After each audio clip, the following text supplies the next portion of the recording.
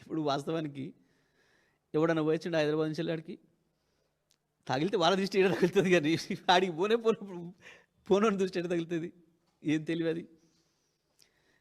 ఇక అటువంటి వాళ్ళు ముఖ్యమంత్రులు ఉప ముఖ్యమంత్రులు అవుతారు. ఏం చెప్తాం మరి మనం? మాట్లాడేటప్పుడు ఓ నాలుక కంట్రోల్ లేకుండా, బుర్రకు పని పెట్టకుండా.